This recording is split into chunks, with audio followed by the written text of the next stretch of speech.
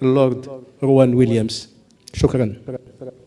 Distinguished colleagues and friends, it is a very particular pleasure to be able to speak to you on this auspicious occasion, to express my own sense of privilege and gratitude for being involved in the BPUR initiative, and to express also thanks to our Moroccan hosts for their kindness in making this occasion possible and supporting this initiative with their considerable prestige and resource. It is, as I've said, a privilege to be able to take part, even though remotely, and a privilege to say some words in support of what is undoubtedly a timely and perhaps unprecedentedly necessary initiative at this time.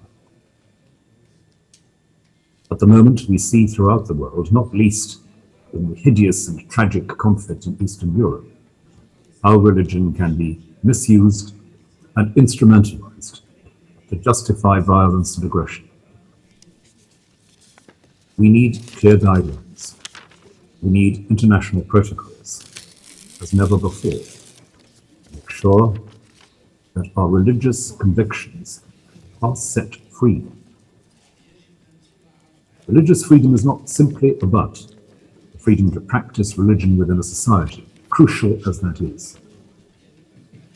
It is also crucial, perhaps even more crucial, that religion has the freedom to be itself, to speak out of its own conviction, out of its own integrity, not as the instrument of some other kind of power.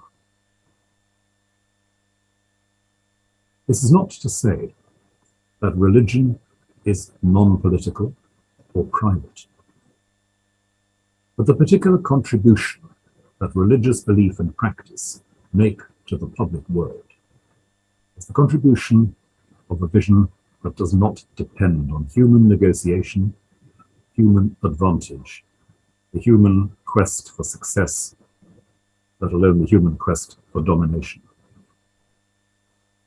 What religion contributes to the political sphere is the vision of a depth of human dignity in human life, which does not depend on any human decision. A dignity that is given by and belongs with the sacred dimension of reality, which we call God. Religion must be free to witness to that, and it will not be free in that way so long as religion is exploited and instrumentalized by those in power. The political role of religion is always to bring us back to the awareness of possibilities greater and more radical than any merely human system can provide. The possibilities of universal reconciliation and universal hope. The possibilities, remote as they seem, difficult as they often are, of creating a world and creating societies within that world which honor human dignity with the greatest possible seriousness. Be Pure is a movement which seeks religious freedom in every possible sense of those words. It seeks to release the capacity of religion, honor religious liberty, and so also to honor the deepest kinds of political liberty we can imagine. The liberty to question, the liberty to change, the liberty for respectful, civil discourse, real, conscientious, careful argument about what is for the good of human societies. Such respectful argument, such shared exploration will not happen without the dimension of faith. For it to happen, that dimension of faith must be allowed to be itself. And so, colleagues, friends, distinguished guests, distinguished hosts, my hope and prayer for this meeting is that it will give renewed force, renewed authority to our plea for a world in which religion is no longer abused, exploited, and instrumentalized to support national interest, class interest, ideological interest. These are risks which are not new.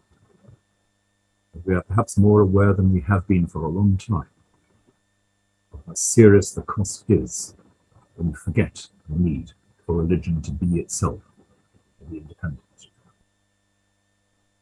I hope that these discussions in Morocco will bear fruit. I hope they will bear fruit in a world where faith can make its proper contribution, and point as it should do, a universal vision, a reconciling vision, a stable vision, in a world racked by instability and injustice. And so I wish every possible blessing and every possible success to this meeting and to all the activities of BPUR now and in the future. Thank you for the opportunity of speaking with you today. Inshallah.